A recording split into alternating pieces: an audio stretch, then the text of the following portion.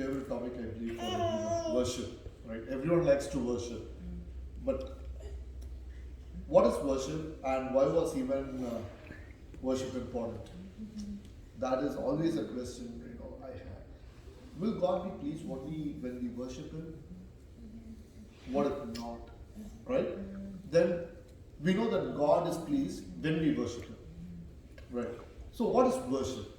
That is one of the curiosity I always ask. And when God showed me what is worship, there are several things, right? But when God really showed me what is worship, I was like, wow, that's amazing. So today's verse for worship. Can someone read this? But when, but when he was still a great way off, his father saw him and had compassion, and ran and fell on his neck and kissed him. So we would think like this is a story of the prodigal son. I think everyone would have guessed it, right? Yeah. So, and it is available only in Luke. Why this passage comes in for worship, right? So this passage really, God inspired my heart to like. Worship is not about we doing something for God. It's about how God sees us. That is all about worship. So that's how I thought, okay, fine. If that is so, then what is worship? And why do we even need to worship God? So let's talk about this and then we'll jump into the discussion. Yeah. About worship, right? We have one thing in common, that we speak from our heart, the gratitude that we have, right? Or we want to connect with the Father God, right? So let's see. Worship was there before Adam transgressed. After Adam transgressed, before Christ came in, that is the Old Testament period. After Christ came in, that's the New Testament period.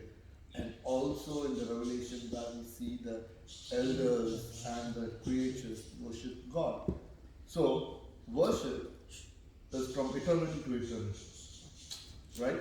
It is not something that eventually that came up in between. For example, we talked about time, right? Which are like the beginning and the end. The Christ was the beginning and the end. So worship is not like that. It was always been there. So then, what is really worship about? Okay. So I'm going to talk about the first point, worship. That you might have questions. I would, want you to hold off on that question because there will be a following thing that will answer this. Okay. So now, when we talk about worship, this is before the law was given, right? In the Abraham period. And Abraham said to his servant, stay here with the donkey while I and the boy go over there. We will worship and then we will come back. So, what he meant is to go to the mount. Actually, he was going to give Isaac as a sacrifice.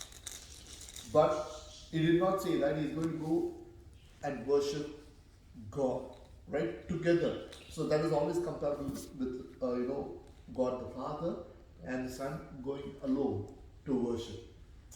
The time that they are going to spend together, that's how they are explaining about. But what they're going to do is something different. But now the word worship, which is nothing but shakha in Hebrew, right? Which is nothing but three letters, which is shin, ket, and hey. Right. So what exactly is Adi? I know that I'll be taking with a lot of Hebrew words because there are a lot of constructs that comes with these words and underlying meaning with all the letters, because Hebrew is such a strong language. Every single letter has a meaning. Because, as I told you, right, there are different representation, and when it comes together, it forms a rational or reason behind it. So, shin is destroy. Just in case. It's made of Shakal is made of three words, three letters. Okay, Shin, Ket, and Hey. So the meaning of letter Shin is to destroy. We have seen this. Meaning of letter Ket or the pictorial representation of Ket is wall of separation. And Hey, we have seen it's lo and behold. There are a lot of meanings like the perspectives. It also represents the divine presence of God. So, the word shakal means destroy the wall of separation to behold the divine presence of God. It's all about breaking the wall of separation, right? So, how do we break the wall of separation? So, different types of worship. See, in Jewish culture, right? There are several words that represents worship. See, one of the key words that we saw is the first time the word worship came. This is, here, shakal is the first time the word worship came in Bible. So, that word represents destroy the wall of separation to behold the presence of God. But in Hebrew culture or Jewish culture, there are a lot of words that represents worship. So what are the different types of worship? I mean, I've not put everything here. I've just given few examples. There are around more than 20-25 words. Some of them, barak, it also represents to kneel down. Gaul, there are two different words which comes at two different meaning, and chow, which is to dance. And this is like halal, which is the incident of David, right? He was like acting very foolishly, dancing. But it's not about the dancing. It's about like, you become such a foolish person, not knowing what is happening. You lose your mind and do something in the presence of God. You're just enjoying Him. You don't even know. People in the world might think that's foolishness, but it's not actually foolishness. That's halal. I especially love this. Rana, can someone read this? I could use a belly laugh, Lord, the rolling on the floor, happy tears streaming down my cheeks, losing my breath kind of belly laugh. Oh, how fun. This is in Tamil சொல்றோம்ல வயிறு வலிக்குது கண்ணுல தண்ணி வர அளவுக்கு சிரிக்கிறோம்ட்டு. That kind of laughter is worship. Tehillah Ashur, which is singing to the Lord. That is another type of worship. Yada, which is like you raise your hands. That's worship. Zamar is like, musical instrument, any type of instrument you use, right? All these are types of, and here the last one is Kefar and Gadal, is just being the goodness. That is also worship. Out of those 20-25 words which I found out, there is one of the word I did not give here, which is moving your fingers. Moving your fingers. That's worship. God, sign. That's worship. So that I did not get exactly the representation to put the picture here, so I did not put. But those are all the different types of worship. Then I was like, okay, if these are different types of worship, what exactly? Why there are so many types of worship, right? Now these are just few, but there are a lot more words. No, just explain this to me. Kneel and all I understand. Renan, for example. Renan. You, out of your mind, you have the joy, right? Sometimes out of the joy, the tears comes out of your eyes, right? That being joyful, tears, that's worship. That's The joyful tears these are all the things that breaks the wall of separation. So I was just thinking, why so many different ways? Why so many different ways to worship? Then I found out this. If you see, Shabak is to adore or to gaze. That's your eyes. Gadar is to speak the goodness with your mouth. Tehillah is to sing the vocal cord, right? The sound that you create out of your vocal cord. Halal in your brain become foolishness, like your mind or your brain. Shema Asazan, right? Which is your heart, rejoicing in the heart. Ranan, out of your belly you laugh. Yada is with your hands. Raise your hands. With your hands you worship God. Barak, the kneel. You kneel down before God. And Gaul or Chaul is to dance and spin with your legs or with your foot. Right? If you see, there's not even one organ that was created that it cannot worship God. Every organ or every part of us, of our body, is created as an instrument of worship. Even your fingers, the eyes that you see, sometimes you just sit and think about something, your eyes focus on something, you see vision. That's worship. Like anything that you do related to God, you just think a moment. That's what Auntie said, right? From your heart. From the heart, moment you think about God, that's worship of God. You immediately break the walls of separation, and you are in His presence. You don't need to sit and cry and pray. Of course, yes, you can do that, but you just think about Him for a moment. You have broken the wall of separation through worship. But not only this, kabir is your riches, your glory, your honor. Through that, you worship God. For example, if you have money, you share the money with people, right? That is worship. The honor, you share it with people.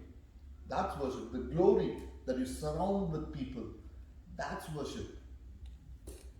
And the last one is, not only that, worship is not only personal, it's also personal, but also moving around with people of God with a like mind, talking about Him. That is about worship.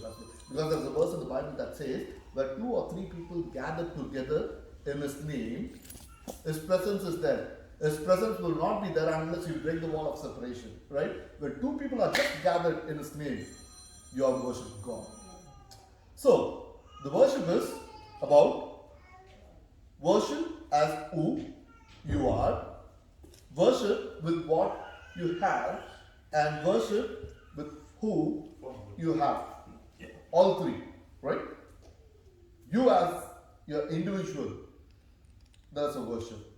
With what you have around you and with you is worship. And who you have around you is also worship. So, these are all, God is interested in you, right? He's interested in every moment of yours. He wants to be involved with you.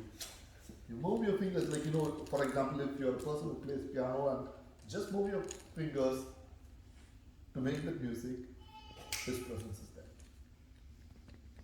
That's how God wanted to be involved in every bits and pieces of your life. He wanted to be involved. And He created you and designed you in that way. So, worship is to destroy the wall of separation and come into my presence. Come into my presence. And Father says, I'm waiting.